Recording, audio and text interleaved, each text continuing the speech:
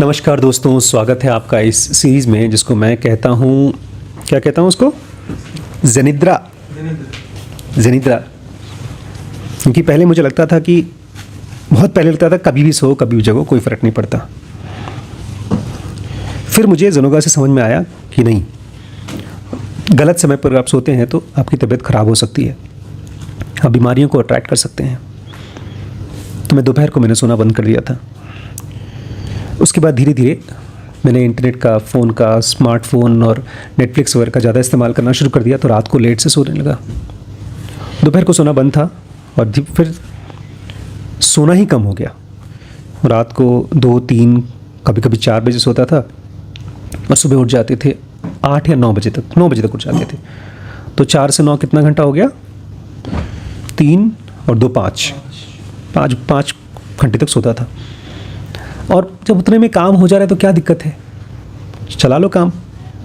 लेकिन अब समझ में आ रहा है कि ब्रेन एक बहुत ही एडवांस्ड मशीन है जिसमें सोना मतलब कि ब्रेन की कंस्ट्रक्टिव सर्जरी हो रही है एक बहुत माइक्रोस्कोपिक लेवल पे। और अगर आप नहीं सो रहे हो तो वो चीज़ नहीं हो पा रही है। इसलिए मैंने अब वापस अपनी रिदम को पाना शुरू कर दिया है, जो कि मेरी वाइफ बचपन से करती थी। आज का टॉपिक लास्ट टॉपिक है इस चैप्टर का, जिसका नाम बहुत स्पेशल है। इस चैप्टर का नाम है app beds, dinosaurs and napping with half a brain, 4th chapter. और इसका लास्ट टॉपिक है वी आर स्पेशल। इंसान बहुत स्पेशल हैं। ये काफ़ी लंबा टॉपिक है तो मुझे लगता है आज कंप्लीट नहीं हो पाएगा, नहीं तो इसको सुनते सुनते आप लोग सो जाएंगे, जो अपने आप में गुड न्यूज़ है, अच्छी चीज़ है भाई। ऑथर कहते हैं अगर मेरी किताब को पढ़ते पढ़ते अगर आप सो जाएं तो इससे अच्छा श्रद्धांजलि, इससे अच्छा गिफ्ट मेरे लिए नहीं हो सकता। बट मैं आपको टाइम दूंगा कंप्यूटर वगैरह फ़ोन ठीक से रखने के लिए और फिर कायदे से सोने के लिए। तो टॉपिक का नाम है वी आर स्पेशल।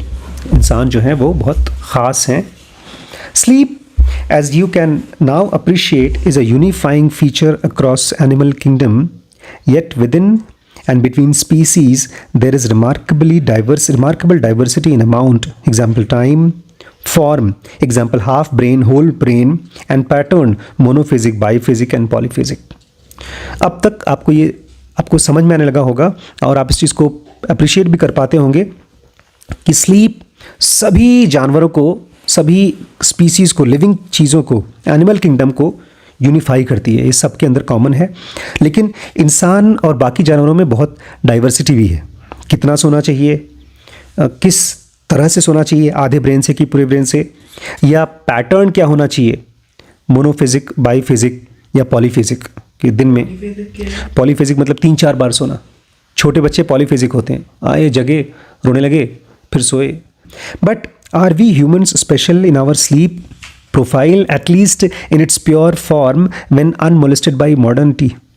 तो सवाल ये उठता है, क्या हम लोग स्पेशल हैं ख़ासतौर से स्लीप के बारे में जब हमें मॉडर्निटी ने मोलेस्ट नहीं किया है? ये जो हम स्मार्टफोन चलाते हैं या इवन जो लाइट जल रही है, ये भी एक तरह का मॉलेस्टेशन है, टॉर्चर है मॉडर्निटी का।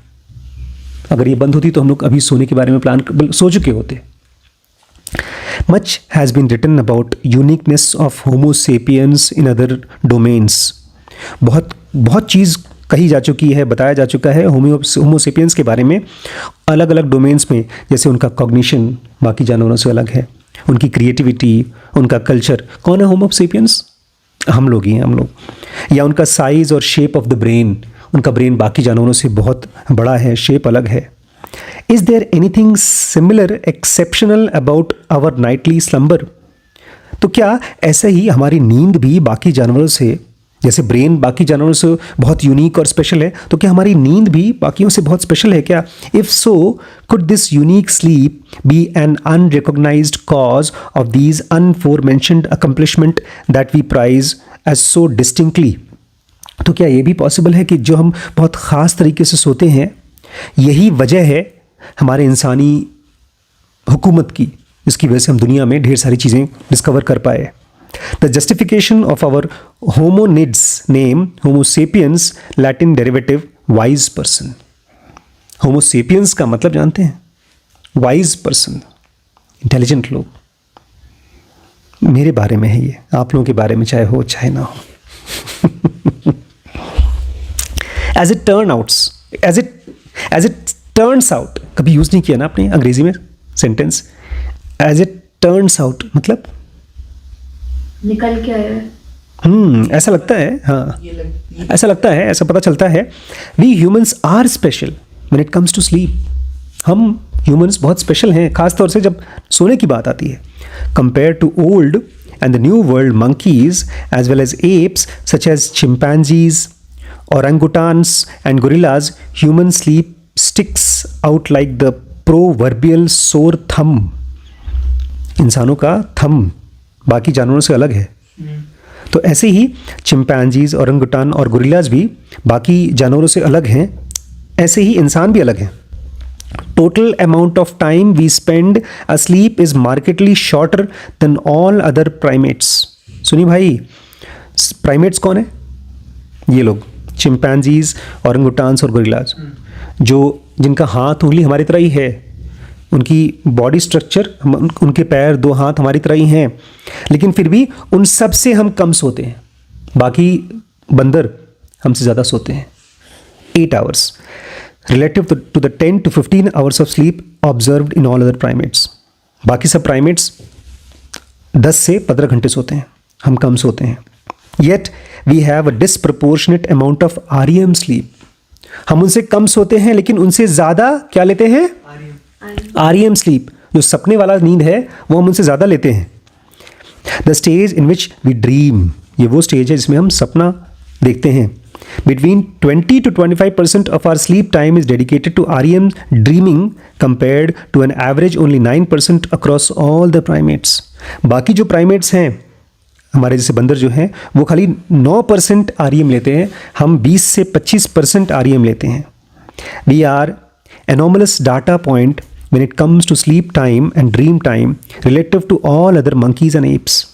अगर हमको उसी कैटेगरी में रख दिया जाए, सभी मंकीज़ और एप्स की कैटेगरीज में, तो ये बोलेंगे इसको हटाओ यार, ये तो पागल ही है, ये तो अलग ही है, ये विरला है. जैसे कि फिल्में बनती हैं ना सुपरमैन की, तो बोलेंगे सुपरमैन है, ये मैन नहीं है. ये कौन सा इसने वर्ड यूज़ किया? Anomalous data point. हम लोग पढ़ रहे थे, कौन सी थी वो सीरीज जिसमें इन्वेस्टमेंट नहीं, हाँ, जो हमने बंद कर दिया था, आपने बताया था, वेंचर कैपिटलिस्ट. उस किताब का नाम क्या था? Power law. उसमें एक एनोमलस डाटा पॉइंट पूरी डाटा को डिस्टर्ब कर देता है. एक बिल गेट्स को ले आओ और 10,000 गरीबों को ले आओ, तो एवरेज इनकम बढ़ जाएगी सबकी, भिखारियों की भी. तो बिल गेट्स क्या है? Anomalous data point. तो आदमी वही एनोमलस डाटा पॉइंट है बाकी प्राइमेट्स के कंपैरिजन में. To understand how and why our sleep is so different is to understand the evolution of ape to man from tree to ground. अगर आप ये समझना चाहते हैं कि क्यों इंसानों की नींद बाकी प्राइमेट से अलग है, तो आपको ये भी समझ में आना चाहिए कि कैसे एक एप इंसान बना, कैसे वो पेड़ से ज़मीन पे आया. Humans are exclusively terrestrial sleepers. जो इंसान है वो पेड़ उड़ पे नहीं सोते, वो टेरेस्ट्रियल स्लीपर्स हैं. वी कैच आवर जेड्स लाइंग ऑन द ग्राउंड. जो हम अपनी नींद लेते हैं, जेड्स, वो ज़मीन पर लेट कर लेते हैं. और sometimes raised a little of on the bed, या कभी कभी ज़मीन पे नहीं, थोड़ा सा ज़मीन से ऊपर बेड पे लेते हैं.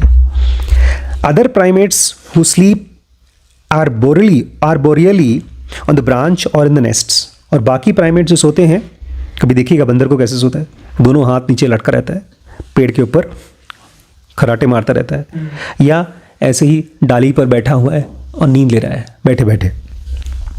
तो वो कैसे सोते हैं?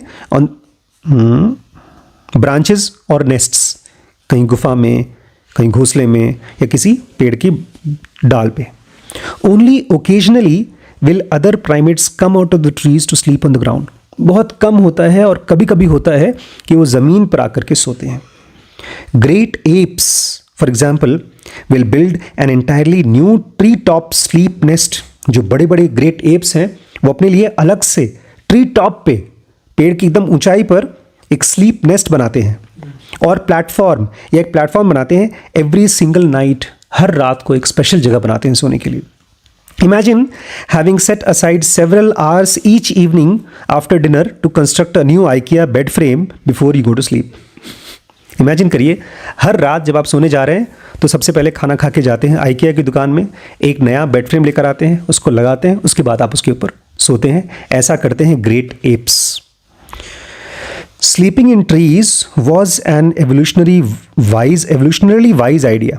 पेड़ों पे सोना एवोल्यूशन के हिसाब से, अपने आप को सर्वाइव कराने के हिसाब से बहुत ही समझदारी का आइडिया था, अप टू अ पॉइंट, लेकिन केवल एक पॉइंट तक. It provided safe haven from large ground hunting predators. इसकी वजह से वो ज़मीन पे जो शिकार करने वाले जानवर थे उनसे बच पाते थे, सच एज हाइनाज. हाइनाज को क्या बोलते हैं? लकड़बग्घों से. और स्मॉल ब्लड सकिंग एंथ्रोपॉड्स, या जो छोटे छोटे ब्लड चूसने वाले एंथ्रोपॉड्स, इसमें कौन आएंगे? लीच. अच्छा, इंक्लूडिंग लाइस, जुएं, मक्खियाँ, टिक्स वगैरह वगैरह. But when the sleeping 20 to 50 feet up the air, one has to be careful. लेकिन भैया अगर आप पेड़ के ऊपर टहनी पे सो रहे हो ज़मीन से 20 या 25 फीट ऊपर, तो बहुत ध्यान भी देना पड़ता है. Become too relaxed and your sleep depth when slouched on the branch or in a nest and dangling limb may be all the invitation gravity needs to bring you hurtling down to earth in a life-ending fall, removing you from the gene pool. कितने अच्छे से लंबा सा sentence लिखा है. थोड़ा सा ज़्यादा रिलैक्स हो जाओ. बस ग्रेविटी को वही ज़रा सा एक्स्ट्रा रिलैक्सेशन चाहिए था कि आपका एक हाथ और एक पैर दोनों थोड़ा ज़्यादा हो गया और आप धड़ाम से नीचे आए और धरती माँ के गोद में पहुंचकर अपने आप को जीन पूल से हमेशा हमेशा के लिए निकाल लिया. ख़त्म. The end. ख़त्म. The end. यही बोलता है ना? खत्म, टाटा बाय बाय. खत्म, tata bye bye from gene pool. This is specially true for the stage of REM sleep. और ख़ास तौर से ये इंपॉर्टेंट है क्योंकि अभी आप पढ़ेंगे REM स्लीप में आपका दोनों हाथ, दोनों पैर, सब कुछ क्या हो जाता है? पैरालाइज हो जाता है. उस टाइम पर कोई आपका हाथ उठाएगा, धड़ाम से नीचे गिरेगा. NREM में नहीं होगा, REM में होगा. This is especially true for the stage of REM sleep in which the brain completely paralyzes all voluntary muscles of the body. शरीर के सारे वॉलंटरी मसल्स कौन कौन से जिसको भी हम कंट्रोल कर सकते हैं सब पैरालाइज हो जाते हैं REM स्लीप में, leaving the body utterly limp. और उस समय शरीर क्या होता है? अटरली लिम्प, अपंग. अ लिटरल बैग ऑफ बोन्स. आप एक तरह से लिटरली बैग ऑफ बोन्स हो जाते हैं with no tensions in your muscles. और आपके मसल्स में बिल्कुल टेंशन नहीं होता. I am sure you have never tried to rest a full bag of groceries on the tree bunch, but I can assure you it's far from easy. एक मोटी सी बोरी ले लीजिए और पेड़ पर लटकाने की कोशिश करिए. कभी ट्राई किया है? करेंगे भी तो हो नहीं पाएगा, बहुत मुश्किल है. Even if you manage to the delicate balancing act for a moment, it doesn't last long.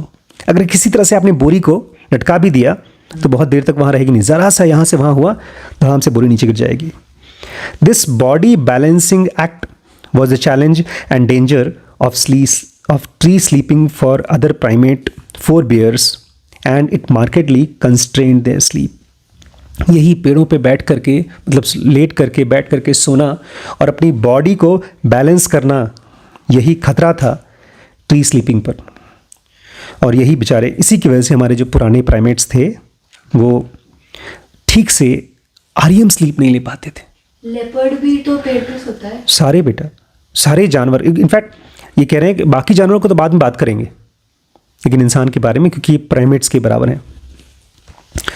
अब सुनिए, अभी तक तो बात हो रही थी होमो सेपियंस के बारे में. उसी में से एक आए होमो इरेक्टस. कौन आए? Homo erectus, the predecessor of Homo sapiens. Homo erectus पहले थे, होमो सेपियंस से पहले थे. Was the first obligate biped walking freely upright on two legs. ये पहले वो लोग थे प्राइमेट्स में से जिन्होंने दो पैरों पे चलना शुरू किया। आज भी बंदर खाली दो पैर पे नहीं चलते, चारों पे चलते हैं। तो ये होमो इरेक्टस वो थे जो पहली बार फ्रीली अपराइट दो पैरों से चलना शुरू किया। We believe Homo erectus was also the first dedicated ground sleeper। Author कहते हैं और हमको ये भी लगता है कि ये पहले वो जीव थे जो डेडिकेटेड ग्राउंड स्लीपर थे, जो ज़मीन पे सोना शुरू किए। शॉर्टर आर्म्स, इनके हाथ बाकियों से छोटे हो गए। And an upright stance made tree living and sleeping very unlikely. और इनका जो खड़े होकर के चलना फिरना था, इसकी वजह से वो पेड़ों पे रहना और सोना बहुत मुश्किल कर दिया। How did Homo erectus and by inference Homo sapiens survive in the predator rich ground sleeping environment when leopards, hyenas and sabre toothed tigers, all of which can hunt at night, are on a prowl and terrestrial blood suckers around। तो कैसे ये होमो erectus और बेचारे उन्हीं के बाद आए हुए होमो सेपियंस ज़मीन पे सो करके सरवाइव कर गए, जबकि उनके पीछे पड़े हैं लेपर्ड्स, हाइनास और टाइगर्स, और साथ ही साथ खून चूसने वाले ढेर सारे छोटे छोटी चीज़ें। Part of the answer is, इसका आधा आंसर क्या है? फायर।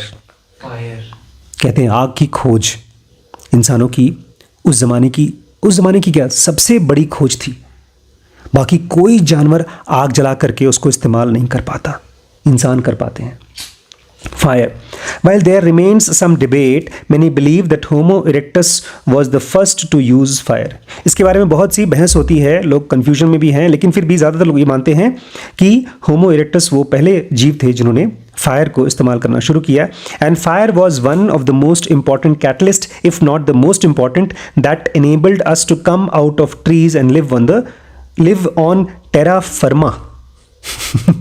और फायर ही वो चीज़ थी जिसने, वो एक चीज़ थी जिसके अलावा और भी चीज़ें होंगी जिसकी वजह से इंसान पेड़ों से उतर के टेरा फर्मा मतलब ज़मीन पे रह पाया।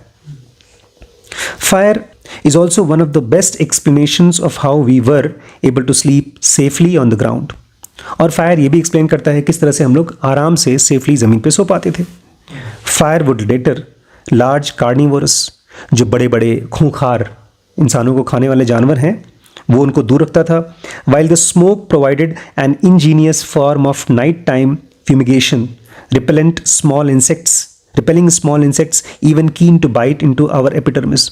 और वहीं पर उस आग में से निकले हुआ धुआं कछुआ छाप अगरबत्ती का काम करता था। जो छोटे छोटे कीड़े मकोड़े और मच्छर आते थे उनको भी दूर करता था रिपेलेंट की तरह। अब क्या हुआ? Fire was no perfect solution.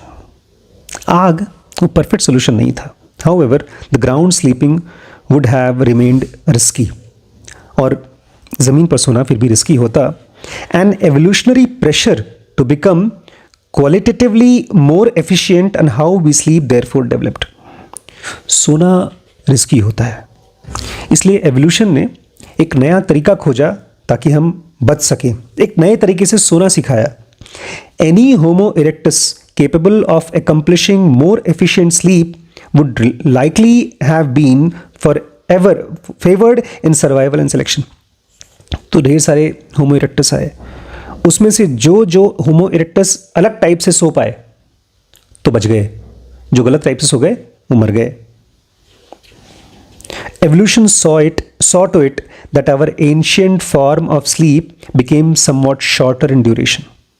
इसलिए नेचर ने किया ऐसा कि बाकी प्राइमेट्स होते हैं 10-15 घंटे, तुम कम सो नहीं तो बचोगे नहीं, ड्यूरेशन कम कर दिया। येट इंक्रीज्ड इंटेंसिटी, लेकिन साथ ही साथ हमारे सोने की इंटेंसिटी बढ़ा दी ताकि जितनी नींद चाहिए उतनी मिल जाए। Specially by enriching the amount of REM sleep we packed into the night. और ख़ास तौर से हमारी नींद को गहरा कैसे किया? REM स्लीप को एक्स्ट्रा करके, बढ़ा करके। In fact as is so often the case with mother nature's brilliance, the problem became the part of solution। और ऐसा होता है कि मदर नेचर की ब्रिलियंस जो प्रॉब्लम होती है उसी को वो सोल्यूशन बना देती है। In other words, the act of sleeping on solid ground and not on the precarious tree branches was the impetus for enriched and enhanced amount of REM sleep that developed, while the amount of time spent sleep was able to modestly decrease. ऊपर से नीचे आए, ऊपर से नीचे आने में नींद की मात्रा कम हो गई और नींद की इंटेंसिटी बढ़ गई. ऊपर सोते थे ताकि सेफ रह सके, नीचे आए, सेफ्टी तो चाहिए ही, तो कम सो लेकिन गहरा सो. नींद को चेंज कर दिया मदर नेचर ने. When sleeping on ground, there is no more risk of falling. जब आप जमीन पे सोते हैं तो सबसे बड़ा खतरा गिरने का खत्म हो गया. जब भी ऊपर थे तो हाफ ब्रेन से सोते थे. हाफ ब्रेन से तो दूसरे जानवर सोते हैं. ऊपर थे तो REM स्लीप नहीं मिलता था, नहीं मिलती थी, और बहुत बार गिर जाते थे और मर जाते थे जानवर. तो वो खतरा खत्म हो गया, ज़मीन पे गिरना और मरना खत्म हो गया. For the first time in our evolution, hominids could consume all the body immobilized REM sleep, dreaming they wanted, and not worry about lasso of gravity whipping them down from tree top. पहली बार इतिहास में जो hominids थे उनको इसकी चिंता नहीं करनी है कि नीचे गिर करके मर जाएंगे, तो गहरी नींद ले पाते थे. ऊपर तो ज़रा सी नींद गहरी हुई कि जग गए. ये तो ऐसे ही है जैसे कि कोई आदमी कोई किसी क्रिमिनल को जेल में डाल दिया, उसको थोड़ी सी नींद आई, उसको जगा दो. इसलिए जिनको नींद आती है वो गुस्सा करते हैं कि तुम मुझे डिस्टर्ब मत करो, नींद तोड़ो मत, मुझे गहराई में जाने में हेल्प करो, दूर जाओ यहाँ से. तो वो टेंशन खत्म हो गई, ग्रेविटी की टेंशन खत्म हो गई. Our sleep therefore became concentrated. ऊपर से नीचे आने से ही हमारी नींद क्या हो गई? और गहरी हो गई, कॉन्सेंट्रेटेड हो गई. Shorter and more consolidated in duration, packed A plenty with high quality sleep. उसका ड्यूरेशन भी कम हो गया और उसमें ढेर सारा पैक्ड हो गया जो क्वालिटी स्लीप था. And not just any type of sleep but REM sleep. और ये कोई भी ऐसा वैसा स्लीप नहीं था, ये REM स्लीप था that based brain rapidly accelerating in complexity and connectivity. REM sleep वो स्लीप होता है जब हमारा ब्रेन उसको नहाता है, उससे तो हमारे ब्रेन की कॉम्प्लेक्सिटी बढ़ती है और फटाफट कनेक्टिविटी बढ़ती है. चीज़ों को कनेक्ट करता है हमारा ब्रेन के न्यूरॉन्स डिफरेंट एरियाज कनेक्ट करते हैं. There are species that have more total REM time than hominids. बहुत सी ऐसी स्पीसीज हैं जो इंसानों से ज़्यादा REM स्लीप लेती हैं total, but there are none who power up or lavish such vast proportion of REM sleep onto such complex, richly interconnected brain as Homo sapiens. लेकिन कोई भी ऐसा स्पीसीज नहीं है जो इतना बड़ा ब्रेन लेकर के, इतना कॉम्प्लेक्स और रिचली इंटरकनेक्टेड ब्रेन लेकर के इतना प्रोपोर्शन में REM स्लीप लेता है. इसको ऐसे समझिए जैसे कि कोई आदमी गया नौकरी करने के लिए, उसको नौकरी के बदले में उसको कुछ कैश मिलता है और कुछ सोना मिलता है. उसको पता भी नहीं है सोने का तुरंत उसको यूज़ करना है नहीं करना है, तो उसने रख दिया. वो जो प्रोपोर्शन है गोल्ड का, वो इतनी फ्यूचर में जाकर इतनी इंपॉर्टेंट हो जाएगी. वैसे ही है इंसानों का, REM स्लीप उनके ब्रेन के लिए बहुत इंपॉर्टेंट हो जाएगी. From these clues I offer a theorem. ये ऑथर कितना ईमानदार है. ये कह रहा है ये सब बातें जो क्लूज है मेरे लिए, उसमें से मैंने एक थियरम बनाया है. The tree to ground re engineering of sleep was a key trigger that rocketed Homo sapiens to the top of evolutionary lofty pyramid. जो पेड़ों से ज़मीन पे आए हैं, इसकी वजह से उनका स्लीप री इंजीनियर हो गया, और इसी वजह से होमो सेपियंस ने एवोल्यूशनरी लॉफ्टी पिरामिड में, जिसमें हज़ारों लाखों अलग अलग स्पीसीज़ हैं, उसमें सबसे ऊपर पहुंच गया. ये उनका थियरम है. और यहीं पे मैं इस क्लास को रोकना चाहता हूं. इससे क्या फ़र्क पड़ा वो कल पढ़ेंगे. दो बहुत बड़े बड़े फ़र्क पड़े, इमेजिन नहीं कर सकते हम लोग. अभी नेचर उसको एक जादू की तरीके से ला रही है. कल बताएं कि आप अभी बताइए. बताइए. एक paragraph. At least two features define human beings relative to other primates. दो चीज़ें हैं जो इंसानों को बाकी प्राइमेट से अलग डिफाइन करती हैं. I posit that both have been beneficially and causally shaped by hands of sleep. और मैं ये कहता हूँ, मेरा ये पॉइंट है कि ये दोनों चीज़ें हमारी स्लीप की वजह से हैं. And specially our intense degree of REM sleep related to other mammals. और ख़ास तौर से जो हम इतना ज़्यादा REM स्लीप लेते हैं बाकी जानवरों से. सबसे पहला, our degree of socio culture complexity. ये मेरी बीवी है, ये मेरा बेटा है, ये मेरे चाचा हैं, ये मेरे चचेरे ससुर हैं, ये मेरे गांव के हैं, ये मेरे रिश्तेदार हैं, ये मेरे शहर के हैं, ये मेरे प्रांत के हैं. इनको मैं जानता हूँ, इनके साथ मैं बम्बई में मिला था. सच कॉम्प्लेक्स सोशल कल्चर, ये केवल इंसान का ही ब्रेन सोच सकता है. दूसरा, आवर कॉग्निटिव इंटेलिजेंस. चीज़ों को देख करके उसका मतलब निकालना.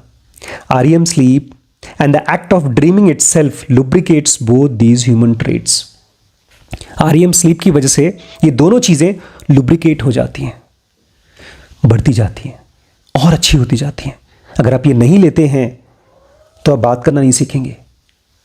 सोशली लोगों के साथ इंटरेक्ट करना आपके ब्रेन में कम हो जाएगा, आपकी कॉग्निटिव इंटेलिजेंस कम हो जाएगी. अभी तो इसके बारे में बहुत कुछ पढ़ेंगे. फॉर द फर्स्ट टाइम इंसान क्या कर पाया वो हम कल पढ़ेंगे.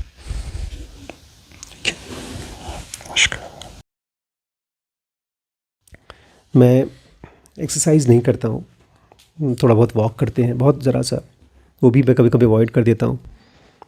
अच्छी चीज़ है कि हमारा जो घर है वो 2nd फ्लोर पे है, तो रोज़ रात को मजबूरी में सोने के लिए हम लोग को 2 फ्लोर चढ़ना पड़ता है, उतरना पड़ता है. बेचारी मेरी मम्मी तो वो भी नहीं करती है, वो तो नीचे ही सोती है, नीचे ही जगती है, बहुत कम चलती है. तो उनके घुटने कमज़ोर होने लगे हैं, वज़न बढ़ने लगा है.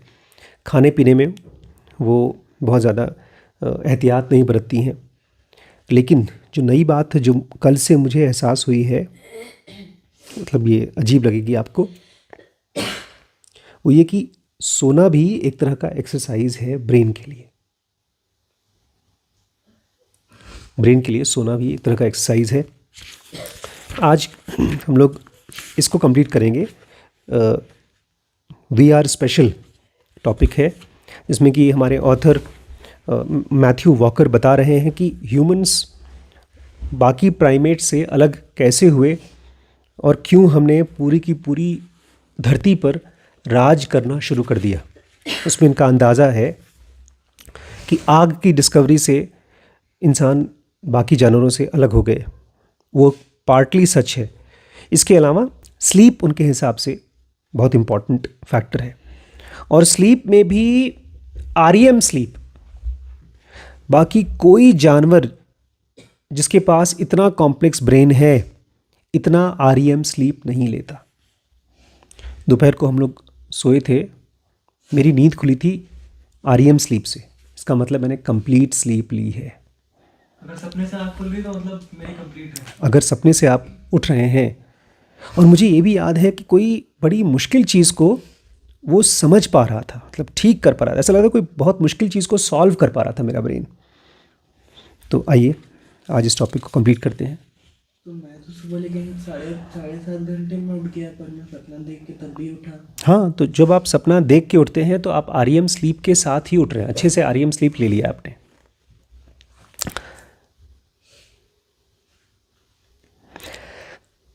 To the first of these point, दो चीज़ें हुई थी जब आदमी पेड़ों से, मतलब बंदर पेड़ों से ज़मीन पे सोना शुरू किया, होमो सेपियंस ने ज़मीन पे सोना शुरू किया. दो चीज़ें हुई थी. Our degree of social cultural complexity बढ़ गई. इसको जब मैंने सुना तो मुझे लगा अरे कि हम लोग इतने कॉम्प्लेक्स स्ट्रक्चर में जीते हैं सोशल, और जीते भी हैं. आज देखा हम लोगों ने खाना खाया था नीचे जा कर के, उनके पास कोई प्रॉपर होटल नहीं है, लेकिन घर में जाकर हमने खाना खाया. उन्होंने हमको उसका बिल दिया, उसके साथ साथ जैम और बुरांश का जूस वगैरह बेचा. और उनकी अपनी छोटी सी एक संस्था है जिसमें 25-30 लोग मिलकर के बनाते हैं. बोलती हैं अचार हम किसी से खरीदते हैं और उनको हम जो हम बना के बेचते हैं उनको देते हैं, वो हमको देते हैं, ऐसे करके हमारा बिजनेस चालू हुआ है। तो 25-30 लोगों का एक सोशल ग्रुप है। तो ये इसीलिए पॉसिबल हो पाया क्योंकि जब हम अच्छे से सोते हैं तो हमारे ब्रेन में degree of socio cultural complexity बढ़ती जाती है। और दूसरा, ये तो उससे भी ज़्यादा इंपॉर्टेंट है, our cognitive intelligence developed deeper. To the first of these points, we have discovered that REM sleep exquisitely recalibrates and fine-tunes the emotional circuits of human brain, discussed in details in chapter 3 of the book. भाई वाह, मुझे लगता है उस दिन जब गरिमा balcony में बैठी थी, हम लोग भी बैठे थे, हो ना हो उस रात या उसके पहले हमारे ब्रेन में शॉर्ट सर्किट हो गया था, तभी हमारी बातचीत बहस बन गई थी। ऑथर कह रहे हैं REM स्लीप जितना अच्छे से आपको हो जाता है तो वो exquisitely recalibrates and fine tunes emotional circuits of brain. समझे? जैसे ब्रेन के अलग अलग सेंटर्स हैं, इमोशन है, इमोशन के साथ में कनेक्टेड है इंटेलिजेंस, बुद्धि। अगर मान लो मुझे बहुत ज़ोरों से गुस्सा आ रहा है और मेरी इंटेलिजेंस का सर्किट उसके साथ अच्छे से जुड़ा हुआ है, खूब मोटे मोटे वायर जुड़े हुए हैं, तो इमोशनल आउटबर्स्ट नहीं होगा। मेरा अपना इंटेलिजेंस उसको पहले से ही होने से रोक देगा।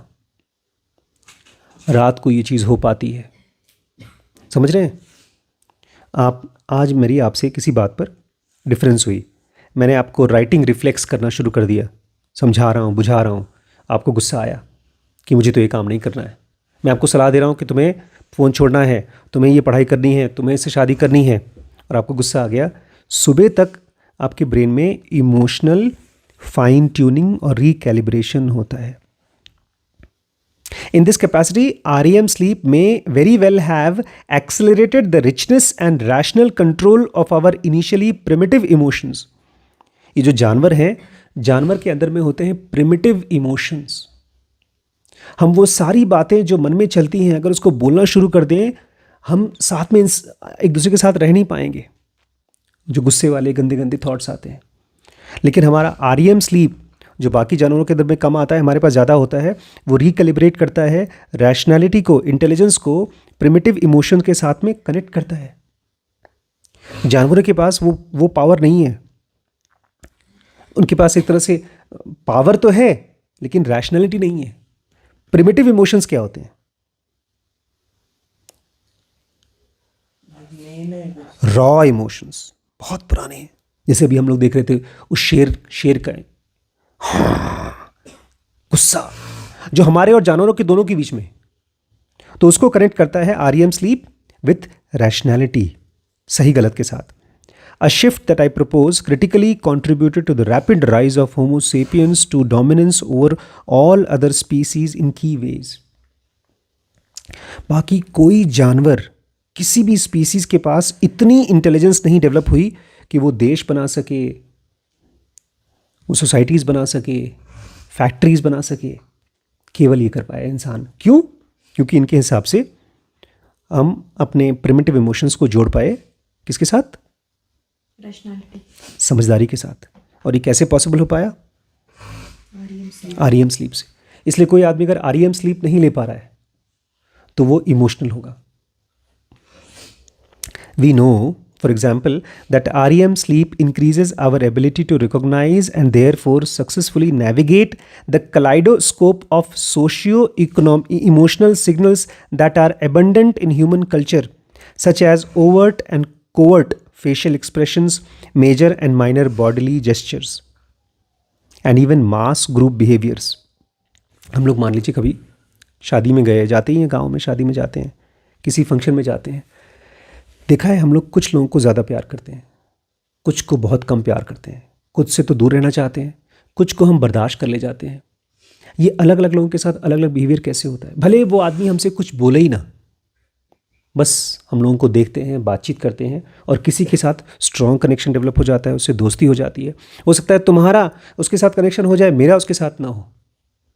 क्योंकि जब हम किसी से मिलते हैं तो हम नेविगेट करते हैं kaleidoscope of socio economical signal, emotional signal.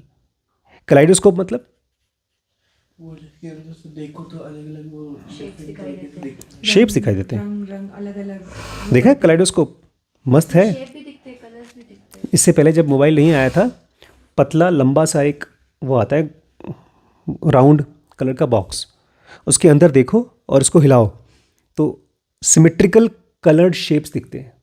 तीन ट्रायंगल, तीन मिरर्स को एक साथ रख के। हाँ, उसमें 3 मिरर 4 मिरर बहुत बार। हाँ, तो ऐसे ही जब हम दूसरों को देखते हैं, मिलते हैं, तो हमको kaleidoscope of socio emotional signals मिलते हैं। आप किसी से मिले, आप बहुत पैसे वाले नहीं हैं, सामने वाला बहुत पैसे वाला है, आप जानते हैं कि वो आपको भाव नहीं देगा और अचानक से भाव देता है, आप बोलेंगे कितना अच्छा आदमी है। आप पैसे वाले हैं, सामने वाला बहुत पैसे वाला नहीं है, आप जानते हैं आके मुझे मस्का मारेगा, उसने मस्का नहीं मारा, आप बोलेंगे बड़ा घमंडी आदमी है। आप क्या कर रहे हैं? Navigating kaleidoscope of socio emotional signals that are abundant in human culture. जानवरों में इतना एबंडेंट नहीं है। हम लोग जब किसी को देखते हैं ज़रा सा ज़्यादा सा, जैसे वैभव बोलता है आज दिन में कि बड़े पापा आप जब से मैं यहाँ पर लखीमपुर आया हूँ तब से मैं कभी आपके साथ जज्ड फील किया ही नहीं। और वहीं पर मान लो अगर कोई मेड सर्वेंट है, वो बोलती है, मान लो बड़ी मम्मी को बोलती हैं या आपको बोलती हैं कि ये तो बड़ी घमंडी है। तो जो एबंडेंट ये सोशियो इमोशनल सिग्नल्स हैं वो आप सही नहीं नेविगेट कर पा रहे हो। उसके लिए आप REM स्लीप लीजिए ठीक अच्छे तरीके से। अच्छा, अगर REM स्लीप सही अच्छी होगी तो मैं जज ही नहीं करूँगा। अगर आपका REM स्लीप अच्छा है तो आप अपने इमोशंस और दूसरे के इमोशंस को बहुत ध्यान से देख पाओगे। 2 शब्द इसमें आए हैं, सुनिए, overt and covert facial expressions. Overt and covert मतलब ओवर्ट मतलब जो उजागर है, कोवर्ट मतलब दबे हुए। हमने देखा है मनीषा जब काम करती है हमारे घर में, उसके ज़्यादातर एक्सप्रेशंस कोवर्ट होते हैं, छुपे हुए दबे हुए होते हैं। हमारे ऑलमोस्ट जितने भी लोग हैं, गुड़िया जो पुरानी वाली थी उसके उसके सब ज़्यादातर इमोशंस ओवर्ट थे। तो जब आप दूसरों के इमोशंस को देख रहे हो, माइनर या मेजर बॉडीली जेस्चर्स को भी आप देख रहे हो, और आपने बहुत अच्छा शुरू किया है। अब आप लोगों के साथ में जाके इंटरेक्ट करते हो वहाँ रिम्पी स्कैन में। मुझे लगता है आपको इस चीज़ से मुश्किल हुई इसलिए आप वहाँ से हट गई। आप जब पहली बार वहाँ गई थी रिसेप्शन पे, आपने बताया कि वो तो मुझे ठीक से बात ही नहीं करती है ना, क्योंकि वहाँ पर जो बॉडीली जेस्चर्स थे माइनर और मेजर, उसको आप नेविगेट नहीं कर पा रहे थे। नेविगेट करना मतलब उनको देख पाना ही, तब कैसे रिस्पॉन्ड करना है। आज जो हम लोग गाड़ी ऊपर चढ़ा के लाए हैं, ऐसे ही हम लोगों को रोज़ जब किसी से बात करें, बहुत अच्छा, इसका बहुत अच्छा एग्जाम्पल है हमारे जो मंक हैं जो टीवी सीरियल देखते हैं, उसके घर में उसने नया फ्रिज ऑर्डर किया। तो जो आदमी आया उसने वो आदमी आया, उसका शेल्डन का पापा अच्छा, रोल किया, गया फ्रिज रख दिया, बोलता है फ्रिज ऊपर चढ़ाने का लगेगा कुछ फ्री पैसा लगेगा नहीं, लेकिन उसमें छोटी सी इतनी बड़ी सीढ़ी है, इतनी बड़ी, उसका $40 लगेगा। बोलता ये क्या सीढ़ी थोड़ी है, ये तो खाली ज़रा सा एलिवेशन है। बोलता ना देना तो नहीं तो मैं वापस जा रहा हूँ। तो उसको ऐसे घूरा, तो उसने भी घूरा, तो जा करके अपनी असिस्टेंट को बोलता है, नैटली को, वो तो घूर रहा है। बोलता है अभी तुम भी घूरो, उसको हराओ। तो जाकर उसको घूरता है, बोलता है पैसा दो नहीं तो मैं काम नहीं करूँगा। तो अपना पैसा निकाल कर दे देता है। लेकिन उसके बाद दिखाते हैं कि जो मंक है उसी की शक्ल का एक आदमी था जो बहुत बड़ा क्रिमिनल था। He was a killer, contract killer, और वो मर गया है। और अमिताभ बच्चन की डॉन फिल्म की तरह मंक को जाकर के उसका रोल वहाँ प्ले करना है, और वहाँ पर उसको नकली फेक करना है, ऐसे घूरना है, दिखाना है, और वो करता है एक्टिंग। लास्ट में आकर के फिर से वही आदमी आता है, उसके यहाँ फ्रिज ठीक करने वाला, उसको घूरता है, लेकिन सामने वाला भी घूरता है। तब तक से पीछे से नैटली आकर के थोड़ा एक्स्ट्रा घूर देती है, तो आदमी काम कर देता है, फिर जाकर चुपचाप बैठ जाती है। तो जो नैटली थी वो अच्छे से इमोशंस को नेविगेट कर पाती है। इसके लिए बड़ी दिक्कत है इमोशंस को पहचानना, उनको रिस्पॉन्ड करना सही तरीके से, ये बहुत मुश्किल काम है। इसीलिए यहाँ पर एक चीज़ कह रहे हैं, इवन मास ग्रुप बिहेवियर्स। हो सकता है आप एक 50 बच्चों की या 50 लोगों की ग्रुप को लेक्चर दे रहे हो, उनको आप मोटिवेट कर रहे हो, उनसे स्पीच दे रहे हो, उसको भी आपको नेविगेट करना होगा।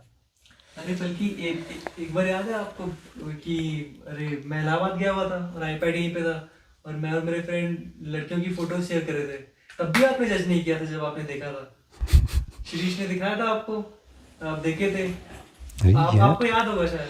वो मैंने देखा, लेकिन देखो यहाँ पर बात ये हो रही है इमोशंस। मैंने देखा कि आप अगर किसी चीज़ के लिए आप सॉरी फील कर रहे हैं, अगर आप ऐसे बोलते तो क्या फ़र्क पड़ता है, करूँगा तो शायद मैं अलग तरीके से बिहेव करता।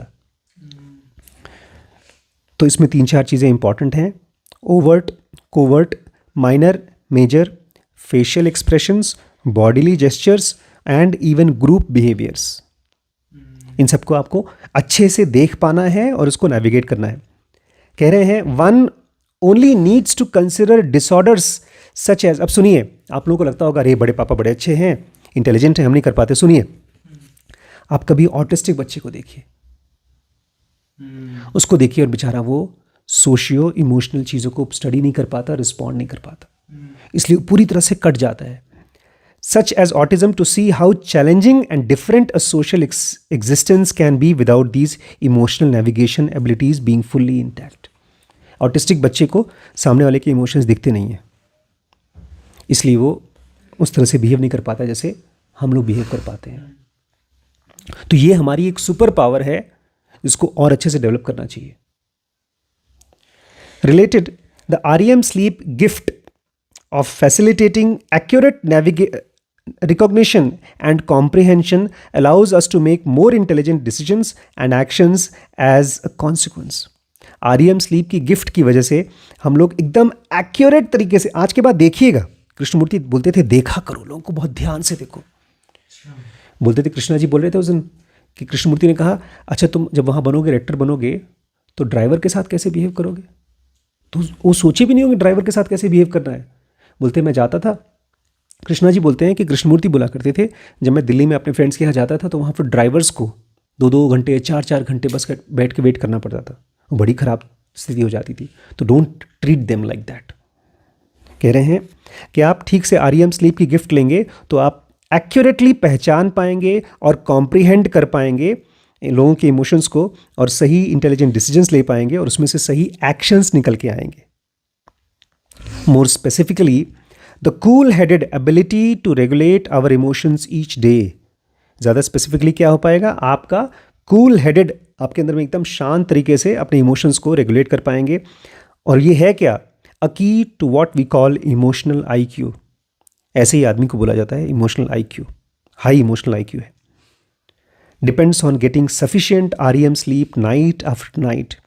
और ये तभी होगा जब रोज़ रात को आप सफिशिएंट REM स्लीप लोगे। If your mind immediately jumped to a particular colleague, friend and public figure who lacks these traits, you may well wonder about how much sleep, especially late morning REM's rich sleep they are getting. अगर आप किसी ऐसे आदमी से मिलते हो जो अचानक से भड़क जाता है या बहुत एक्साइटेड हो जाता है, तो जान जाना बेचारे को रात को तो सोया, सुबह जल्दी उठ गया, ठीक से उसको REM स्लीप नहीं मिली। तो ये तो हो गया पहला point. Second and more critical, if you multiply these individual benefits within and across groups and tribes, all of which are experiencing an ever increasing intensity and richness of REM sleep over millennia, we can start to see how this nightly REM sleep calibration of our emotional brain could have scaled rapidly and exponentially. कि अगर आप ये देखिए, जानवर जब आपको देखता है तो आपकी इन जनरल बॉडी को देखता है। अगर आपकी दिल की धड़कन और आपकी बॉडी एक्सप्रेशन डरी हुई है तो अटैक करेगा। अगर आप कूल हेडेड हैं तो अटैक नहीं करेगा। इवन शेर भी अटैक नहीं करेगा अगर आप आराम से हैं तो। लेकिन इंसान जब दूसरे इंसान को देखता है, वो ठीक से अगर पहचान जाए सामने वाले को, तो वो वही शब्द बोलेगा, वही एक्शंस करेगा जो सही है। और ऑथर कह रहे हैं ये चीज़ REM स्लीप इंसान को कब से मिल रहा है? मिलेनिया से, हज़ारों लाखों सालों से। शायद इसीलिए हम इंसान इतना आगे निकल गए बाकी जानवरों से आपस में कोऑर्डिनेट करने के लिए। From this REM sleep enhanced emotional IQ। ये कह रहे हैं इमोशनल आदमी इमोशनली इंटेलिजेंट तब तक नहीं हो सकता जब तक उसकी REM स्लीप एनहांस्ड नहीं है। अच्छे से उसने आरईएम स्लीप नहीं लिया है, a new and far more sophisticated form of humanoid hominid sociology across vast collectives, one that helped enable creation of large, emotionally astute, stable, highly bonded and intensely social communities of humans. आज हमारे पास, जानवरों के पास नहीं, हमारे पास है courts, hospitals, कचहरी है, तहसील है। पता है तहसील में क्या होता है? हम लोग जानवर नहीं कर सकते, हम लोग बोलते हैं ये ज़मीन का इतना ज़रा सा हिस्सा मेरा है, इसमें मैं काम करूँगा, उसमें तुम करूँगा। और ये हम कैसे करते हैं? एक कागज़ के टुकड़े पर हम साइन करते हैं और उस कागज़ के टुकड़े को हम किसी थर्ड पर्सन के सामने साइन करते हैं और हम उसको मानते हैं कि अगर ये बैठा है, और वो कोई भी हो सकता है, वो आदमी हट करके दूसरा आदमी आ जाए, उसको हम बोलेंगे रजिस्ट्रार, तहसीलदार, कानूनगो, लेखपाल। ऐसी ऐसी चीज़ों को हम मानते हैं। इसको ये बोलते हैं लार्ज इमोशनली एस्ट्यूट। हम लोग इमोशनली एस्ट्यूट हैं, ज़्यादातर लोग स्टेबल लोग हैं, हाईली बॉन्डेड हैं एंड इंटेंसली सोशल कम्युनिटीज़ हैं इंसान की। और ये इसलिए हो पाया क्योंकि इंसानों को लाखों हज़ारों सालों से आरईएम स्लीप मिल रहा है और उनका इमोशनल और रैशनैलिटी का, इंटेलिजेंस का अच्छे से कनेक्शन हो पा रहा है, जानवर का नहीं हो पाता। I will go a step further and suggest that this is the most influential function of REM sleep in mammals. बोलते मैं एक स्टेप और आगे बढ़ूंगा, मैं कहूँगा ये सबसे इंपॉर्टेंट है आदमी के लिए। REM स्लीप की वजह से सबसे इंपॉर्टेंट चीज़ होती है, perhaps the most influential function of all types of sleep in all mammals. जितने भी दुनिया में मैमल्स हैं और जितने भी लोग सोते हैं, उसमें सबसे ज़्यादा फंक्शन यही है, सबसे इंपॉर्टेंट चीज़ यही है। And even the most eminent advantage ever gifted by sleep to annals of all planetary life.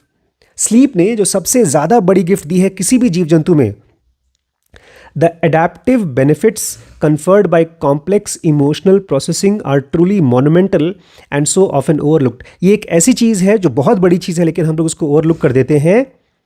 We humans are instantiate vast numbers of emotions in our embodied brains and thereafter deeply experience even regulate those emotions. हम एक नहीं, दो नहीं, 10 नहीं, हज़ारों, ढेर सारे छोटे छोटे इमोशंस को डिफ्रेंशिएट करते। ये ना, ये मुझसे जलता है, ये मुझको प्यार नहीं करता, लेकिन ये मुझे खराब भी नहीं सोचता, ये भुला भला है, ये बड़ा सीधा है। ऐसे ढेर सारे हमारे पास इमोशंस के लिस्ट हैं जिसको हम पहचान पाते हैं, हमारे ब्रेन में एम्बॉडीड है। हम फोटो देख करके जज करने की कोशिश करते हैं कि ये अच्छा कैंडिडेट है कि खराब कैंडिडेट है। हम स्पीच को सुन करके डिसाइड करते हैं कि पूरे देश का प्रधानमंत्री बनेगा या प्रेसिडेंट बनेगा। पता नहीं क्या आवाज कर रहा है।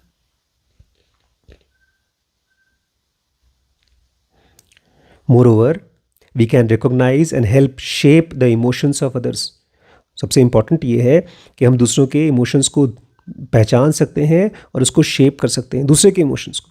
हम छोटी सी बात पर किसी को रोते हुए से हंसा सकते हैं, जानवर के लिए चीज़ बहुत मुश्किल है।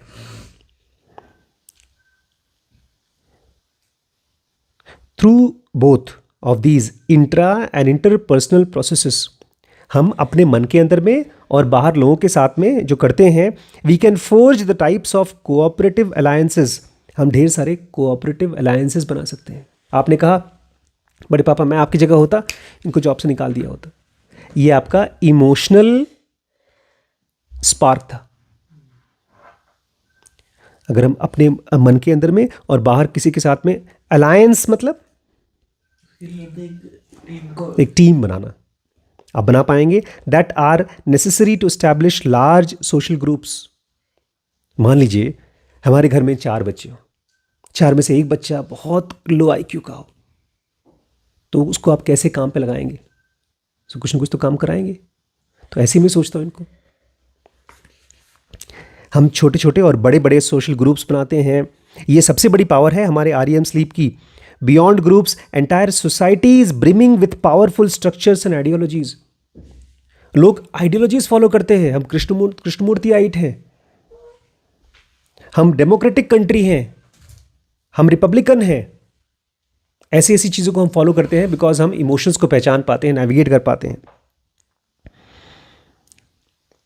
What may be what may at first blush have seemed like the modest asset awarded by REM sleep to a single individual is, I believe, one of the most valuable commodities ensuring the survival and the dominance of our species as collective. जो आपको शुरू में लगेगा कि छोटी मोटी चीज़ है, क्या किया, नींद से आपको इमोशंस को देखने की और कंट्रोल करने की ताकत आ गई, लेकिन इसी की वजह से ये वो वैल्यूबल कमोडिटी है. कमोडिटी मतलब सबके पास है, हर किसी के पास है. इसी कमोडिटी की वजह से हम सर्वाइव कर गए, हो तो ठीक है स्पीसीज की तरह, लेकिन साथ ही साथ dominance of our species as collective, हम एज अ ग्रुप सबके ऊपर स्टैब्लिश हो गए.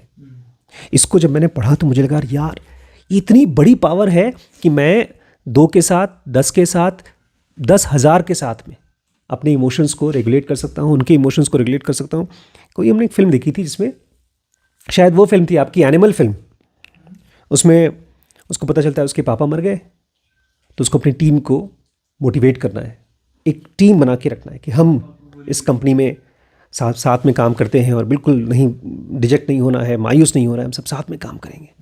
तो ये क्यों हो पाता है? बिकॉज एक आदमी किसी के इमोशन को पहचानता है और उसको नेविगेट कर पाता है. ये हमारी सुपर पावर है.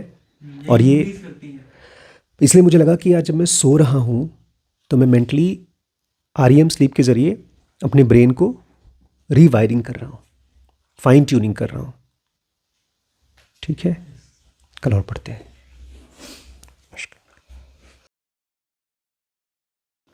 इससे पहले कि मैं आज आपको बताऊं, आज क्रिएटिविटी के बारे में बात करना है मुझे.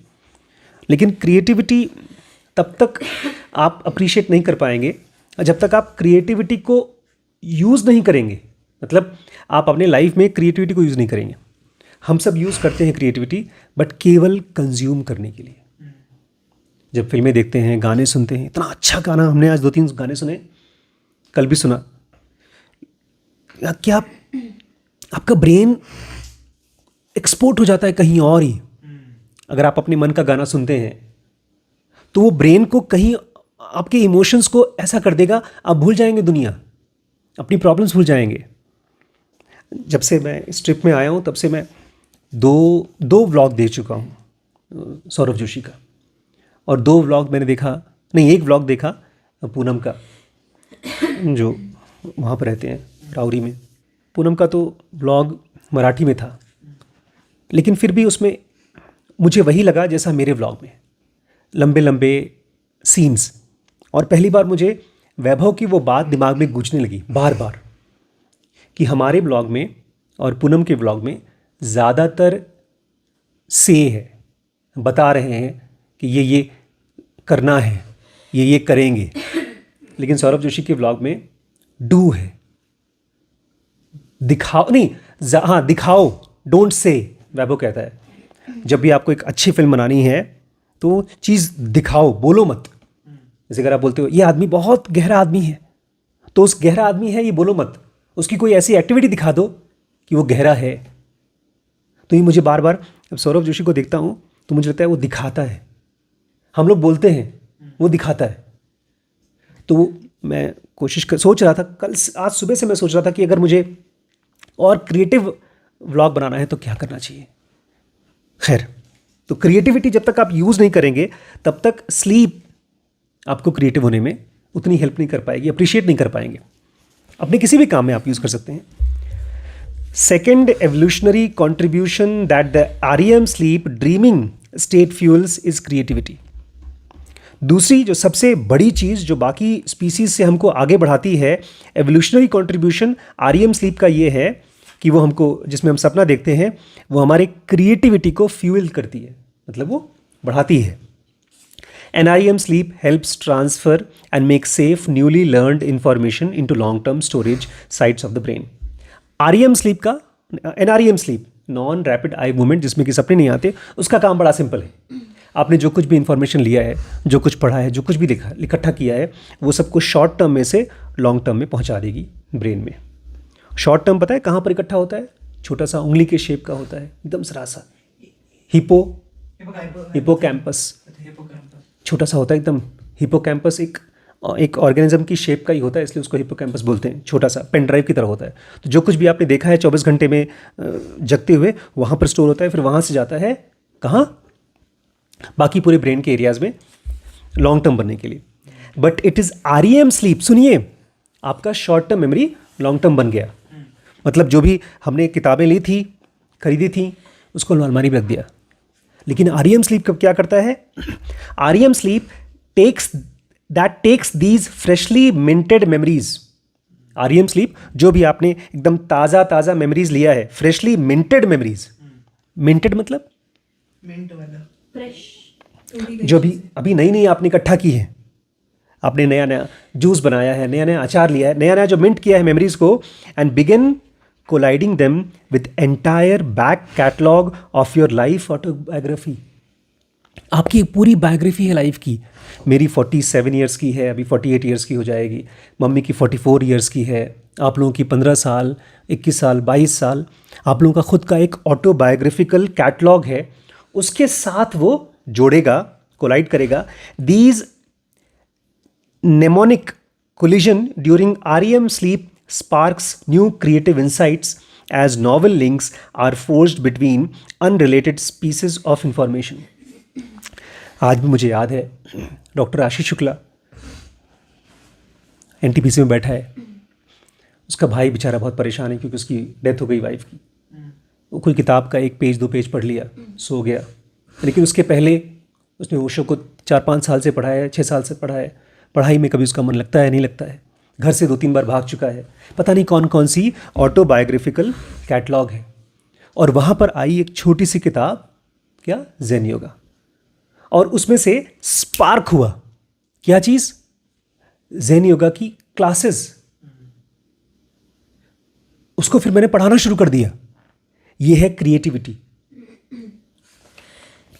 These collision during REM sleep sparks new creative insights as novel links are forged between unrelated piece of information. Osho को जो पढ़ा था उसके साथ ये नया लिंक जुड़ा ज़ेन योगा का, वो शायद न भी जुड़ता। Sleep cycle by sleep cycle REM sleep helps construct vast associated networks of information within the brain. मैं आपके साथ कनेक्टेड हूँ, आपके साथ भी कनेक्टेड हूँ, शीर्ष के साथ, वैभव के साथ। लेकिन जब मैं वैभव के साथ कनेक्टेड हूँ तो शीर्ष के साथ नया कनेक्शन डेवलप होता है। नया कनेक्शन डेवलप होता है? हाँ। किससे? Sleep cycle by cycle REM sleep helps construct vast associative networks. मैंने आपके साथ कुछ चीज़ें ट्रिक ट्राई की और उसमें मुझे मिस्टेक पता चला अपना, वो मिस्टेक से मैं शीर्ष के साथ नए तरीके से कनेक्ट करूँगा। मोटिवेशनल इंटरव्यू मुझे इसलिए ज़्यादा समझ में आ रहा है क्योंकि मैंने ज़ेन योगा समझा है। अच्छा, मैंने पढ़ा थिंकिंग क्लियर, नहीं कौन सा, थिंकिंग फास्ट एंड स्लो नहीं, अभी वाली जो पढ़ी थी थिंक अगेन में मुझे ये समझ में आया कि नहीं, मुझे ये मोटिवेशनल इंटरव्यू समझना है, तो मैंने उसको खोजा। ये कह रहे हैं न्यू नॉवेल लिंक्स, नई लिंक्स आर फोर्ज्ड मतलब बनती है। वो जो आप गए थे यहाँ पर सामने, हम लोग जब एक मोड़ पे जा रहे थे तो वहाँ पर आयरन फैब्रिकेशन फोर्जिंग की दुकान थी, जहाँ पर एक लोहे को दूसरे लोहे के साथ फोर्ज करते हैं। फोर्ज मतलब पिघला के जोड़ते हैं। तो ऐसे ही आपके यहाँ REM sleep helps construct vast associated networks, ढेर सारे नए नेटवर्क्स बनाती है with in the brain. REM sleep can even take a step back. REM sleep एक स्टेप पीछे भी ले सकती है, so to speak, and divine overarching insight and gist. अगर REM स्लीप चाहे तो आपने गए, सो गए, सुबह उठे तो आपको पूरी लाइफ का एक पीछे हट करके एक समरी दिखाई देगा। अब तक मैंने किया क्या? इसको दिया है, नाम दिया है डिवाइन ओवर आर्चिंग इंसाइट्स। ये अगर मैंने REM ली है, अच्छे से अगर आप REM लेते हैं तो अचानक से कभी कभी आपका माइंड बोलेगा, रुको यार, मैं ये किया, रुको और पीछे जाओ, मैंने किया क्या अब तक? डिवाइन ओवर आर्चिंग मतलब पूरी लाइफ की पीछे हट करके एक बर्ड आई व्यू लेगा, एक जिस्ट देगा आपको, एक समरी बना के देगा। Something akin to general knowledge, इसको आप बोल सकते हैं आपकी लाइफ का एक general knowledge. That is what a collection of information means as a whole, not just an inert back catalog of facts. भाई जब आपके पास ढेर सारा इन्फॉर्मेशन है तो उसमें से नॉलेज भी तो निकलना चाहिए. ये थोड़ी है कि आपने ढेर सारा इन्फॉर्मेशन एक कैटलॉग के रूप में दे दिया, हमने ये देखा है, हमने ये देखा है, हमने ये देखा है, हमने देखा, बात खत्म. एक जनरल नॉलेज निकलना चाहिए. We can awake the next morning with a new solution to previously intractable problem, or even be infused with radically new and original ideas. हम किसी प्रॉब्लम को लेकर के पिछले कई दिनों से, कई हफ्तों से परेशान हैं, अच्छी सी नींद ले ली है और सुबह उठे और हमारे पास है new solution to previously intractable problems. एक ऐसी प्रॉब्लम थी इसके साथ मैं इंटरेक्ट कर रहा था लेकिन सोल्यूशन नहीं आ रहा था, सोया और उठा और इन्फ्यूज्ड हो जाता है एक रेडिकली न्यू, एक एकदम ही नया सोल्यूशन. या तो हो सकता है आपके दिमाग में एक ओरिजिनल आइडिया आएगा. यही ब्रेन देता है आपका सोने के बाद. Adding them to the opulent and domineering socio emotional fabric that REM sleep helps weave across the masses came this second creative benefit of dream sleep. Phone आ रहा है. कभी आपने सोचा है कि लोगों को ओरिजिनल आइडियाज़ कहाँ से आते हैं? कहाँ से? स्लीप से. गुड REM स्लीप से. आपके हिसाब से कहाँ से आते हैं? मैंने डेविड लिंच को पढ़ा था, वो बहुत अच्छा डायरेक्टर है, मतलब उसकी फिल्में एकदम यूनिक होती है. बिल्कुल बिल्कुल कहता सही. है कि स्लीप से तो मुझे बहुत हेल्प नहीं हुई, लेकिन मैं बस बैठा रहता हूँ. जैसे जब आप मछली पकड़ने बैठते हो तो तुरंत तो आती नहीं, आप बैठे रहते हो, फिर एक मछली आती है, फिर और आप तुरंत निकालते नहीं हो, आप वेट करते हो. बैठना है, बैठे रहना है, धीमे धीमे अपने आप चीज़ें आती हैं. एक बहुत अच्छा एपिसोड है बिग बैंग थियरी का, जिसमें लास्ट के कुछ एपिसोड्स में आता है वो 3 दिन से वो सोया नहीं होता है. 3 दिन से वो सोया नहीं होता और वो प्रॉब्लम्स को देख रहा था, सॉल्व करने की कोशिश कर रहा था. और अब वो उसके वाइट बोर्ड पे उस प्रॉब्लम को देखता है, फिर यहाँ देखता है, फिर उसको देखता है, फिर यहाँ देखता है, फिर उसको देखता है. तो उसके फ्रेंड्स पूछते हैं तुम कर क्या रहे हो? बोलता है मैं अपने आप को इस प्रॉब्लम से हटा रहा हूँ, एक बार हट के फिर देखूंगा तो नया इंसाइट आएगा. और 3 दिन से सोया नहीं भाई साहब. तो जो स्लीप करती है काम ना, वो आपको खाली प्रॉब्लम से डिस्कनेक्ट नहीं करती है.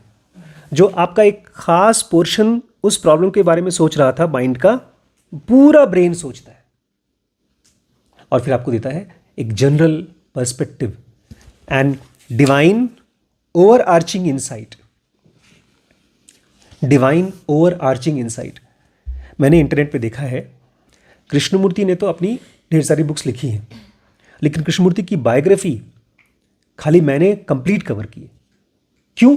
मैंने क्यों की? ये इंसाइट या ये आइडिया मुझे कहां से आया? और कहां से आएगा? मेरे ब्रेन में से आया. लेकिन पूरे ब्रेन को सोचने का मौका तब मिलता है जब वो अच्छे से सोता है. ऑथर कह रहे हैं सोने से आपके ब्रेन में जो फायदा होता है उसको सुनिए.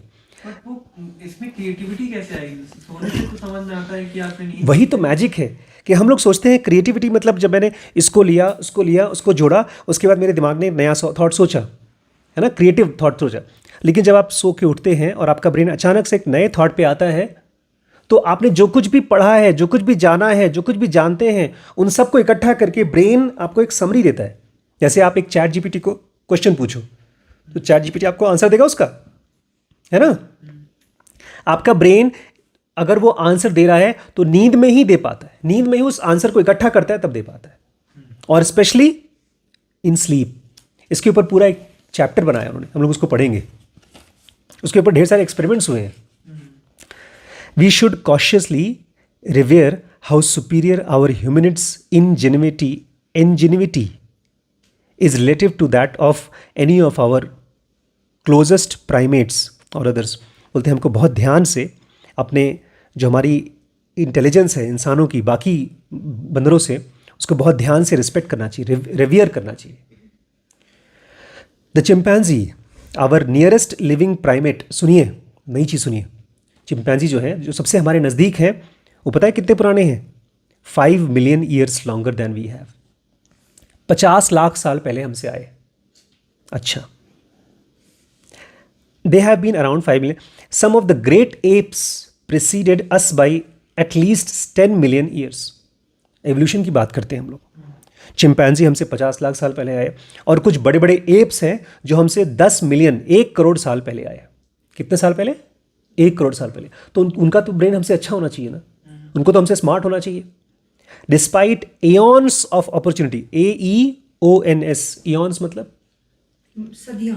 हाँ, ढेर सारा टाइम था इनके पास। Neither species have visited moon, created computers और डेवलप्ड वैक्सीन्स।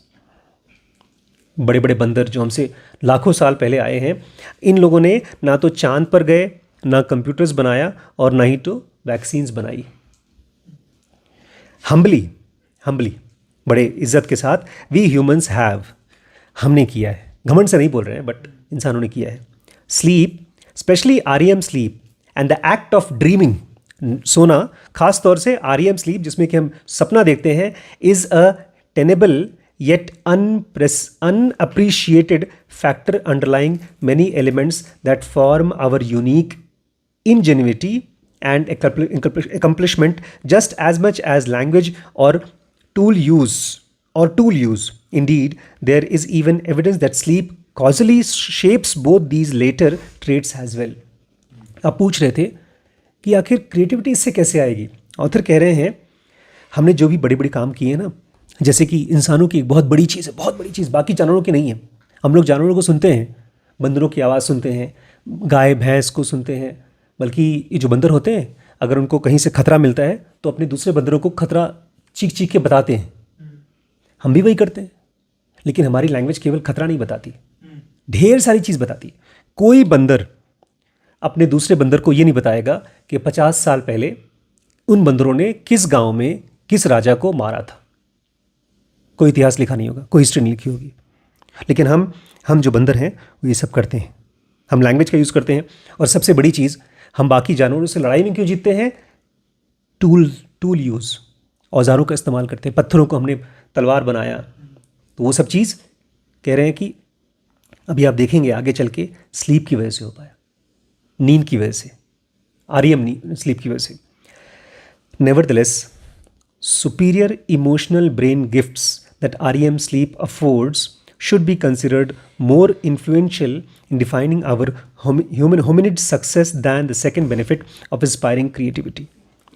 तो एक तो बात ठीक है ये कि REM sleep से हमारी क्रिएटिविटी बढ़ती है, लेकिन इससे ज़्यादा हम पूरे दुनिया में इसलिए ज़्यादा इन्फ्लुएंशियल हैं क्योंकि हमको मिलता है सुपीरियर इमोशनल ब्रेन गिफ्ट्स। जब मैंने आपकी बात सुनी ना उसके साथ, उस बच्चे के साथ में, तो मुझे याद आया श्रद्धा की बात होती थी। एक लड़का था दुबई में, तो मैं बड़ा आतुर था कि मेरी बहन के लिए अच्छा सा लड़का मिल जाए, तो हर लड़के से मैं बात करता था। तो एक लड़का था दुबई में, उससे मैंने खूब बात की थी, और ऐसा लग रहा था कि अगर मैं लड़की होता तो मैं तो शादी कर ही लेता, और वो भी मुझसे शादी कर लेता। इतना खुश हो गया, और उसने फिर श्रद्धा के लिए हाँ भी बोल दी शादी के लिए। फिर दोनों की बातचीत हुई और बात ख़त्म हो गई। तो कोई लड़का मुझे क्यों पसंद करता है, मैं किसी लड़के को क्यों पसंद करता हूँ, ये है एक चीज़। अगर आप भी चाहती हैं ना, ये सेकंड फैक्टर है, आप कितना कमा रहे हैं, आप कितने खूबसूरत हैं, आप कितना फ्यूचर में कमाएंगे, आप किस पोजीशन पे हैं, आप कितने अमीर हैं, उन सबसे इम्पॉर्टेंट फैक्टर है ये सुपीरियर इमोशनल ब्रेन गिफ्ट्स। ये क्या होता है? हमारी इमोशनल कैपेबिलिटी ज़्यादा है सोचने की। इमोशनल कैपेबिलिटी सोचने की नहीं, सोचना तो भाई थॉट है। इमोशन की सबसे ज़्यादा अच्छी और ख़राब चीज़ क्या है? वो इमोशनल अच्छी चीज़ है जो वो हमको और अच्छे से हेल्प करते हैं अंडरस्टैंड करने में। इमोशन दुनिया को समझने में हेल्प करता है। चलो ठीक है, इमोशंस को समझ पाने से हमारा रिस्पॉन्स सही आता है। अब ख़राब चीज़ क्या है? इमोशन की ख़राब चीज़ क्या है?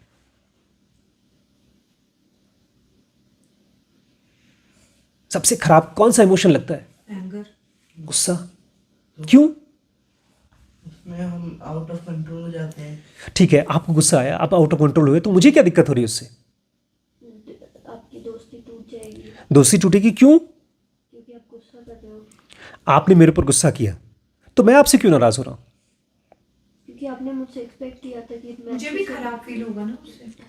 हाँ, हम कट जाते हैं। जैसे आप मुझे गुस्सा करोगे, हम कट जाते हैं। लेकिन अगर आप इमोशनल गिफ्ट है तो आप उस इमोशन को रेगुलेट कर पाओगे।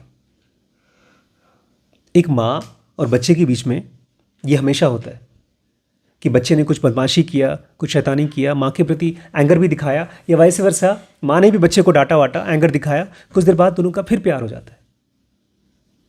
वो सुपीरियर इमोशनल ब्रेन गिफ्ट है। ये तो सभी जानवरों के माँ और बेटे में होता है, लेकिन इंसानों में आपस में भी होता है।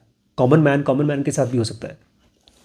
Creativity is an evolutionary powerful tool. Yes, creativity एक बहुत अच्छा पावरफुल टूल है। यस, हाँ सही है, but it is largely limited to the individual. लेकिन क्रिएटिविटी तो एक आदमी का है ना। हम 4 लोग सो रहे हैं, आपने ढेर सारा किताब पढ़ लिया, आपका ब्रेन ने उस सबको कनेक्ट किया और आपको एक नया आइडिया दिया। वो तो इंडिविजुअल है। But unless creative ingenious solution can be shared between individuals through emotionally rich pro-social bonds and cooperative relationships that REM sleep fosters, then creativity is far more likely to remain fixed within individual rather than spread to the masses. मान लीजिए मैं बड़ा genius आदमी हूँ, मेरे पास ढेर सारे creative ideas आ गए, लेकिन मैं दूसरे को शेयर ही नहीं कर पा रहा हूँ। क्यों? क्योंकि मुझे आपसे गुस्सा है, मन ही नहीं करता आपसे शेयर करने का। कह रहे हैं creative largely limited to the individual unless creative ingenious solutions can be shared between individuals। हम एक दूसरे के साथ शेयर कब करेंगे? कृष्णमूर्ति बोलते थे, अगर तो मेरी बात समझनी है तो you have to be in love with me. Emotionally rich, सुनिए, हमको इमोशनली रिच मतलब क्या होता है? इमोशंस का रिचनेस किस चीज को बोलोगे आप? पॉजिटिव इमोशंस, हैप्पीनेस, कंपैशन, करुणा, वो pro social bonds.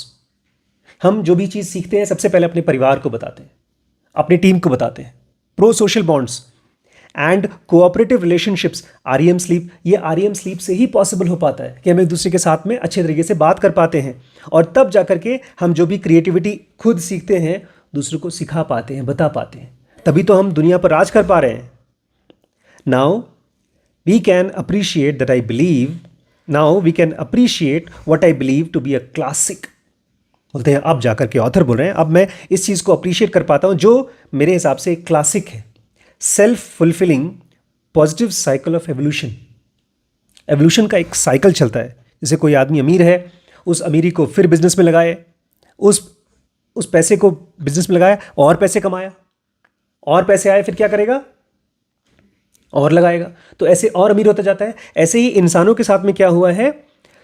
Self fulfilling positive cycle of evolution. कुछ ऐसा था आदमी के लिए, अच्छा हुआ, फिर उसको और अच्छा हुआ, फिर उससे और अच्छा हुआ, बढ़ता गया। इसलिए our shift from tree to ground sleeping instigated an even more bountiful amount of relative REM sleep compared with other primates. जब हम पेड़ से नीचे आए तो हमको और ज़्यादा स्लीप मिलने लगी। कौन सी? आरईएम, बाकी प्राइमेट से। From this bounty emerge steep increase in cognitive creativity. और जब हमने थोड़ा सा ज़्यादा आरईएम स्लीप लिया तो हमारी ये बढ़ गई। क्या बढ़ गई? कॉग्निटिव क्रिएटिविटी, मतलब सोचने की क्षमता। देख करके चीज़ों को कनेक्ट करना और सोचना बढ़ गया। इमोशनल इंटेलिजेंस बढ़ गया एंड सोशल कॉम्प्लेक्सिटी बढ़ गई। एक इंसानों की जो सोसाइटी है वो बाकी जानवरों से कहीं ज़्यादा कॉम्प्लेक्स है। This alongside our increasing dense interconnected brain led to improved daily survival strategies। अब ये सब हो रहा है, इसकी वजह से हमारा ब्रेन कैसा हो गया? Increasingly dense. हमारा ब्रेन बाकी जानवरों से ज़्यादा घना है, ज़्यादा इंटरकनेक्टेड है। इसकी वजह से हमारा डेली सर्वाइवल स्ट्रैटेजी बढ़ता गया। हम और अलग अलग टाइप के सर्वाइवल स्ट्रैटेजी बढ़ाते गए। In turn the harder we worked those increasingly developed emotional and creative circuits of the brain during the day, the greater was our need to service and recalibrate our ever demanding neural system at night with more REM sleep। तो जितना ही हमने मुश्किल बनाया दुनिया को, उतना ही हमको और REM sleep चाहिए। और REM sleep लिया और cognitive ability बढ़ गई, तो और आगे बढ़ते गए बाकी जानवरों से। लास्ट पैराग्राफ है, as this point feedback loop took hold in exponential fashion। आजकल हम लोग बोलते हैं एआई बढ़ रहा है। एक ऐसा टाइम आएगा या शायद ऑलरेडी आ चुका है कि एआई इंसानों से भी ज़्यादा इंटेलिजेंट हो जाएगा। कह रहे हैं ये जो पॉजिटिव फीडबैक लूप बना है होल्ड ऑन एक्सपोनेंशियल फैशन, ये बढ़ता गया बहुत ज़्यादा. We formed, organized, maintained and deliberately shaped ever larger social groups. हमने बनाया, ऑर्गेनाइज किया, उसको मेंटेन किया एंड सोच समझ के शेप दिया लार्जर सोशल ग्रुप्स. हमारे पास बड़ी बड़ी गवर्नमेंट की बॉडीज़ हैं, नेशनल देश हैं. Rapidly increasing creative abilities could thus be spread more efficiently and rapidly and even more improved by ever increasing amount of hominid REM sleep that enhances emotional and social sophistication. ये दो चीज़ें ना, emotional and social sophistication, ये मेरे साथ भी हुआ. जनुगा आने के बाद में मैं जो भी कुछ बोलता हूँ किसी से भी, वो पहले मेरे दिमाग में चलता है, और वो चलने के बाद मुझे पहले से मालूम पड़ जाता है अगर उसको बोला तो उसको क्या लगेगा, तो मत बोलो. एक ऑटोमेटिक प्रोसेस होता है. ऐसे नेटफ्लिक्स में ना कोई अच्छी सीरीज़ चलती है तो उसको पहले वो लोग एक आध एपिसोड बनाते हैं, कुछ टारगेट लोगों को दिखाते हैं, वो अच्छा चला तो पूरी सीरीज़ बनाते हैं. मेरे दिमाग में जब मैंने डॉक्टर एमपी से मिला, थैंकफुली मेरा इन्हांस्ड इमोशनल और सोशल सोफिस्टिकेशन था, इसलिए बड़े लंबे लाइन थी डॉक्टर्स की मैडम से दोस्ती करने की. उस लाइन में सबसे पीछे कौन खड़ा था? दाढ़ी वाला पतला दुबला डॉक्टर आशीष. लेकिन उसके पास क्या था? एनहांस्ड. नहीं, मैं आप लोगों को जानबूझ के बता रहा हूँ कि अगर आपका इमोशंस आपके कंट्रोल में है, जैसे आपने कहा कि वो आदमी मेरा बाप बनने की कोशिश कर रहा है, ये एक लो इमोशनल स्टेट है जहाँ पर एक आदमी अगर कोई चीज़ मुझे सिखा रहा है तो उसमें से मैं नॉलेज तो ले लूँ और इमोशंस छोड़ दूँ, जो नेगेटिव इमोशंस है. ये बहुत बड़ी पावर है. ये इंसानों के पास आई है सोने की वजह से. लास्ट लंबा सेंटेंस, इसके सारे सेंटेंसेस बहुत लंबे लंबे हैं. REM sleep dreaming therefore represents tenable new contributing factor. बाकी जानवर सोते नहीं हैं. आपको मैं बताऊंगा बाद में सोते समय हमारा ब्रेन कैसे सीखता है. जानवरों में एक्सपेरिमेंट हुआ है इस चीज़ का, मैं बता देता हूँ. एक चूहे को मेज़ में डाला गया. मेज़ समझते हैं क्या? पिंजरा नहीं बेटा, पजल में वो जैसे दुनिया बनाई. हाँ, उसमें क्या करना होता है? भूल भुलैया. उसमें एक रास्ते में गए, वापस आ गए, दूसरे में गए, वापस आ गए. तो ये सारी की सारी चीज़ें जब चूहा करता है, और बहुत बड़ा पज़ल है, जब चूहा सोता है तो वो पज़ल्स उसके दिमाग में चलते हैं, वो कौन कौन से ऑप्शंस ट्राई कर रहा है. तो जो आपने जगते समय 4 ऑप्शन सोचे, सोते समय 400 ऑप्शन वो सोच लेगा. ये ब्रेन करता है हमारा काम. चूहों में करता है भाई, आदमियों का तो और सोच लीजिए. वो क्रिएटिविटी आप पूछते थे कहाँ से आता है? यहाँ से आता है. REM sleep dreaming therefore represents a tenable new contributing factor. जो सपने वाली नींद है वो एक नई कॉन्ट्रीब्यूटिंग फैक्टर है. एमंग अदर्स और भी चीज़ें हैं that led to our astonishingly rapid evolutionary rise to power. इसी की वजह से हम लोग बहुत तेज़ी से बाकी जानवरों से ऊपर उठ गए पावर में, फॉर बेटर और वर्स. ये हमारी अच्छी किस्मत थी या ख़राब, पता नहीं. A new sleep fuelled globally dominant social super class. हम लोग बन गए a new sleep fuelled. Sleep fuelled मतलब नींद से फ्यूल्ड. फ्यूल मतलब एनर्जी मिल रही है. Fuel, petrol. हर एक जितना आप सो पाते हैं उतना फ्यूल डालते हैं. और अब हम बन गए globally dominant social super class. पूरे दुनिया पर राज करने वाले सोशल सुपर क्लास. अकेले नहीं करते हम, ये ग्रुप में करते हैं. हम यहाँ जंगल में आए हैं, कोई शेर हमारा शिकार नहीं कर पाया. क्यों? क्योंकि हम एक होटल में हैं. एक सोशल लेवल की इंटरेक्शन है. हम उनको पैसा देंगे, उनको खाना, रहना और सुविधा देंगे. तो ये क्यों हो पाया? क्योंकि हम एज स्पीसीज़ ज़्यादा सोते थे, ज़्यादा इमोशनल कंट्रोल आया, ज़्यादा लोगों के साथ हमने अपनी क्रिएटिविटी शेयर की, उससे हम और ज़्यादा सोने लगे, उससे और क्रिएटिविटी आई, ऐसे करके हम बढ़ गए. तो ये है इम्पॉर्टेंस ऑफ स्लीप. अब जो अगला सीरीज़ चालू होगा चैप्टर 5, उसका नाम है changes in sleep across life span. कि छोटे बच्चों को कितना सोना चाहिए, टीनेज को कितना सोना चाहिए, बूढ़ों को कितना सोना चाहिए, और क्यों बूढ़ों को, मतलब हम जैसे पेरेंट्स को बच्चों की अगर लेट नाइट स्लीप होती है तो डिस्टर्ब नहीं करना चाहिए, उनको लेट से सोने देना चाहिए। उतना भी लेट नहीं, थोड़ा बहुत लेट चलता है, कल पढ़ेंगे। नहीं, लेकिन सबसे पहले तो स्लीप बिफोर बर्थ, इन यूट्रो बच्चा जब रहता है तब उसकी स्लीप के बारे में, फिर चाइल्डहुड स्लीप, फिर स्लीप एंड एडोलेसेंस मतलब आप लोगों की स्लीप, उसके बाद आएगा, अरे बाप रे बहुत लंबा है, sleep in mid life and old age, हम लोग की उम्र में कितना स्लीप होगा, और फिर लास्ट वही है, वो भी काफ़ी बड़ा है। ठीक है, कल और पढ़ेंगे।